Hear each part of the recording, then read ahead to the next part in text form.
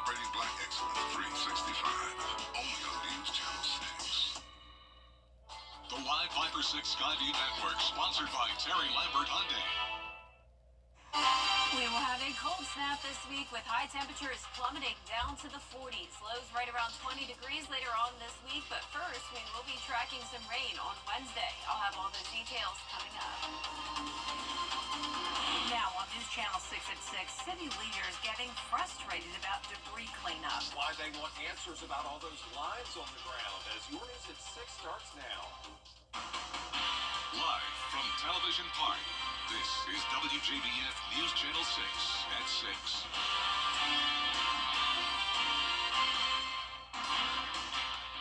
Good evening, everyone. I'm Jenny Montgomery. And I'm Brad Means. We do thank you for joining us as coverage you can count on begins with Augusta leaders really reaching their breaking point just about when it comes to a problem stemming from Hurricane Helene. It's the phone and cable lines that got knocked down during the storm. 4.5 months have passed, but many haven't been picked up.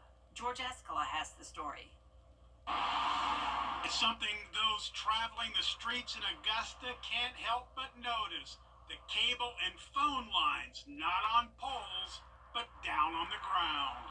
There have been already a few times where I've seen cars get tangled in these cables, and that poses, especially to my family, as we walk around our neighborhood, a threat. It's been 4.5 months since Hurricane Helene hit the area, and yet the lines remain down. The city's saying they've told the companies to pick them up. You got to remove your product off the ground, got to get them out of the debris. It's habitual throughout Augusta, it's throughout the CSRA. Nobody wanted to take possession of it. This family was so fed up, it hired someone to get the lines off their property. But we were holding to hope the city would come get it. But we just decided to go with the company to remove all the stuff from our yard, because it was a danger to myself and my family, so. For the city, the lines are not only unsightly, they're creating dangerous situations, and they say preventing the pickup of some piles of debris. It's holding up progress. And when we can't pick up stuff out of people's yard because intertwined with the wires, that's not our fault. It's not the homeowner's fault, it's the vendor's fault. Commissioners are expected to discuss a new course of action to get the lines picked up at their meeting Tuesday. In Augusta, George Escala, WJBF, News Channel 6. It is time now for our first check of the weather. Here's Chief Meteorologist John Petracci. Well, we have a lovely sunset happening now as we take a look at our Terry Lambert Hyundai Skyview Cam. This is a view of Augusta Regional Airport. It was a nice dry day with cooler temperatures. Low of 34 this morning, high of only 54 in the afternoon. That puts us 10 degrees below our average and no rain today. So yesterday we had a stormy start to the day. That was all due to a cold front passage, which is now dropping our temperatures big time, especially in our southern counties. So 13 degrees cooler than this time yesterday in Sylvania and Allendale, 14 degrees cooler in Barnwell. Our temperatures are in the upper 40s through mid-50s at this time. McCormick is the warm spot at 56, Barnwell only at 48, 50 in Aiken, Wrightsville, you're at 53, 51 in Sparta, and 51 in Washington. Dew points are very low in the teens in some places, so high pressure has settled in, and because that high pressure is right over the area, winds are nice and calm today, only up to around 4 miles per hour. There's the high pressure on satellite and radar, a quiet evening here all across the southeast. And for the rest of our evening, we'll be dropping into the 40s very shortly here in Augusta, 40 degrees by 9 p.m.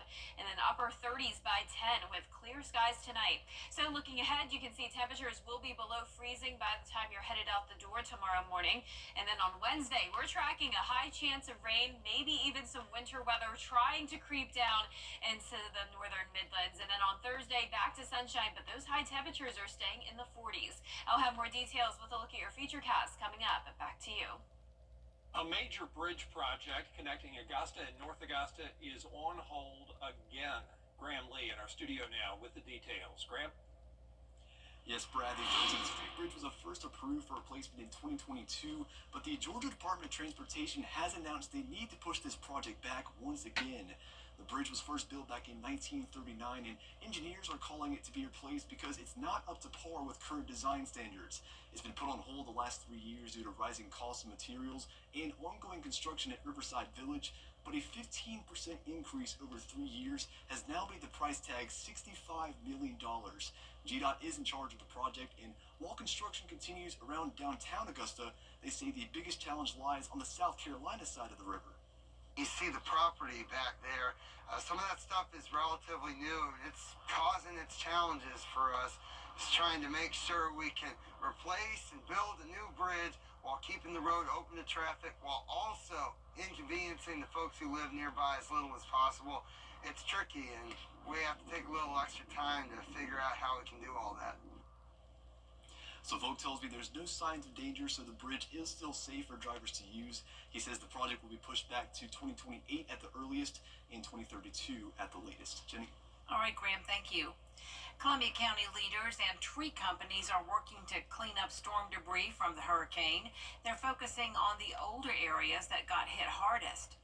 They assure everyone that all homes will be part of a second round of pickup. So a lot of folks feel like they weren't served. It wasn't that. It was these trucks were moving as quickly as they could to get as much debris up as fast as we could to really make that first big lift and get the bulk of the debris off of the right-of-way.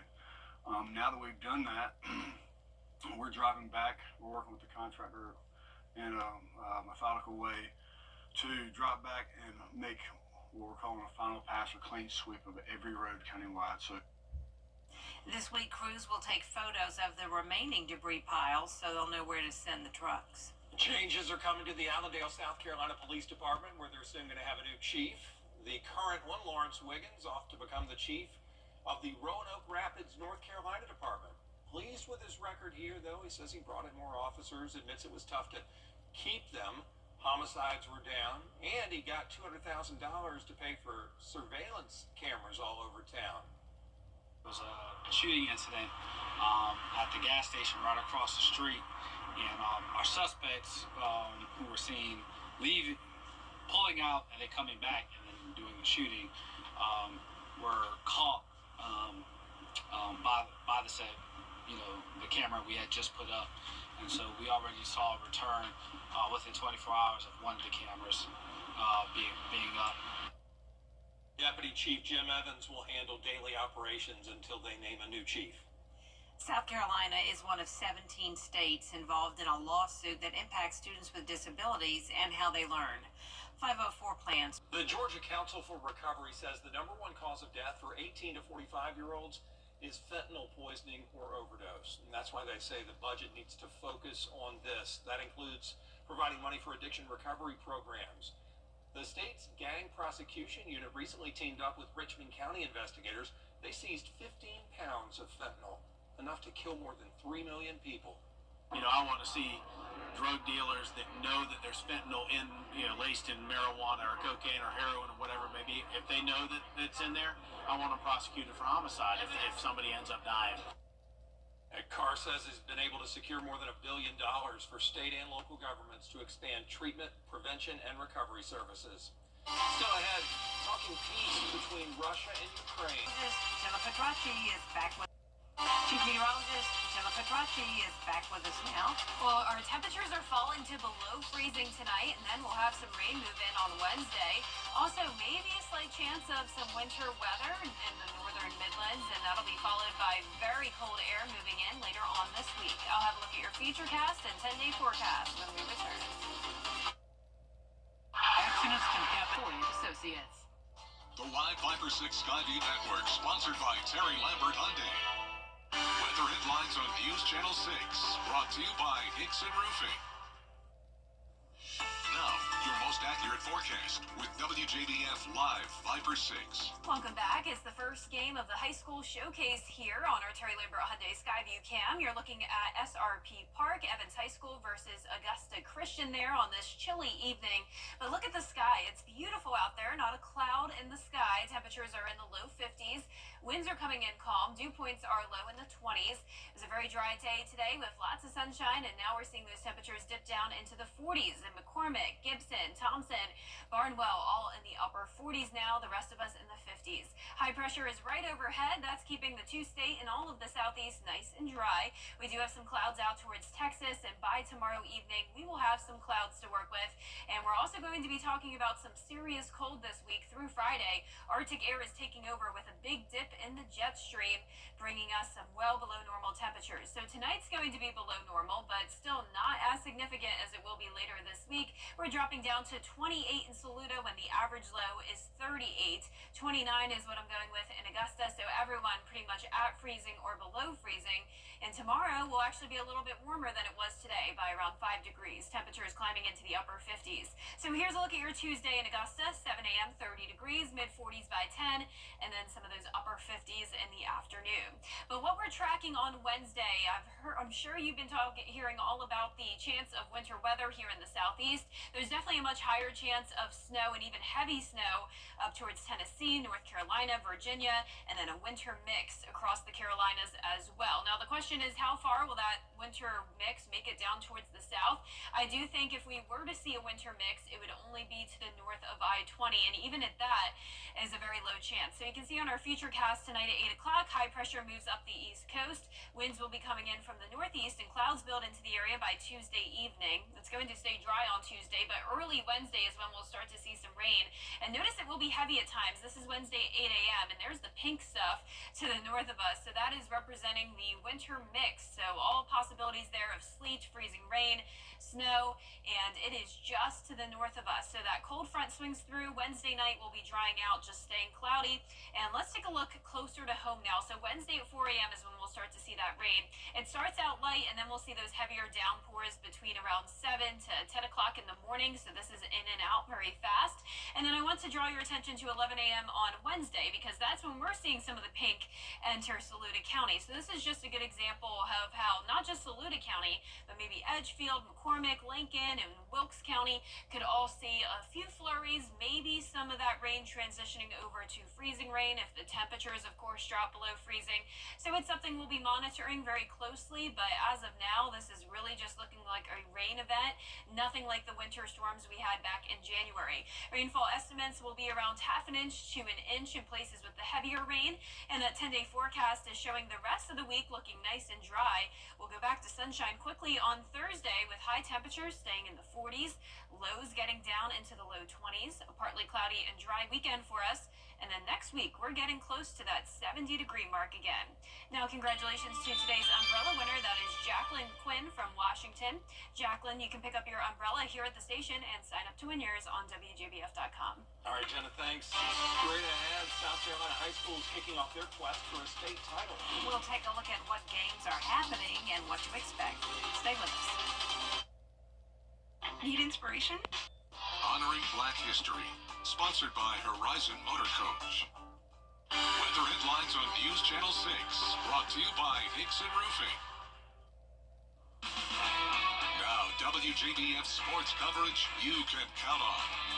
The South Carolina High School League teams begin their state tournament games tonight, while the Georgia High School Association, their teams kick off their high school state tournament games on Tuesday. In the Palmetto State, the boys kick off in the 4A bracket with North Augusta, Midland Valley, Aiken, and South Aiken all playing their respective opponents. 30 teams on the Georgia side, though, on the CSRA to begin their quest for a state title. Now, depending on seeding, some teams are at home and others are on the road for Tuesday and Wednesday. For a full list of games happening throughout the week, head on over to our website, WJBF.com. And in college hoops, the Augusta men's and women's basketball teams host Lander tonight, starting with the women at 5:30, followed by the men at 7:30. The women went 1-1 this past week, falling to Flagler, but then beating Georgia Southwestern State. Quinnesha Abercrombie scored 18 points and 6 rebounds against the Hurricanes in their win. Meanwhile, the men went 2-0 against the same opponents, with Dimitri Gardner combining for 49 points in those two victories. The Jags just shy of first place in the Peach Belt Conference. And college baseball season is here, and the South Carolina Gamecocks coming off a weekend sweep against Sacred Heart, all while honoring former head coach and athletic director Ray Tanner. The South Carolina pitching staff shined in their opening series as they combined for 45 strikeouts and just 4 walks over the weekend. They held Sacred Heart to just 9 hits in those 3 games. Now looking ahead to their next opponent, they're 27-7 all-time against Winthrop, and while the pitching staff really dominated, they're seeking more offensive production. As we go through the season, we'll need to hit better than this on Tuesday night if we want to have a chance to beat Winthrop.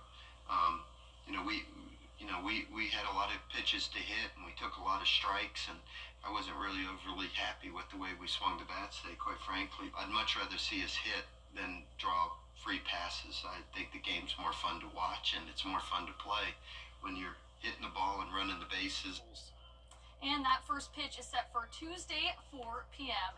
Now, speaking of baseball, the SRP Park High School Showcase began earlier tonight. Evans High School taking on Augusta Christian High School with the game just started at 6 p.m. Then on Wednesday, Lakeside goes up against Grovetown at 6 o'clock. Then Thursday, February 27th, Thompson and ARC square off. That game also at 6 p.m. All right, Gianna, thank you. You. We'll be right back.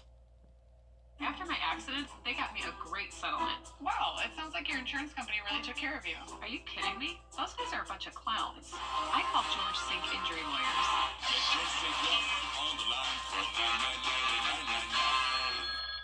Can your pet absorb everything? 7 p.m. You can't always choose the way, but you can choose your weather app. Go with the most accurate and most trusted, the Live Viper 6 mobile app. Download it today. Chilly temperatures for us this week, high of 58 tomorrow, but then down to 48 on Wednesday with a high chance of rain. Back to sunshine and lows near 20 Thursday and Friday. The Los Angeles Clippers have been playing well this year, and this fan is no different. He took on a shooting challenge during a Clippers game. His half-court shot banked into the basket. Look at him there. It earned him a free trip to Hawaii. Needless to say, he and his 2 friends were very excited. Of course they were. Yeah, well done. No way. Yeah, Let's see that again. Free trip to Hawaii, I would take that any day of the week. Wow. I love how he fell to the ground. Well, love it. Great shot. Well, that is our report for now. Thank you for watching. We're back at 7 after World News Tonight. And then we'll see you again for News Channel 6 at 11. Good night. Good night.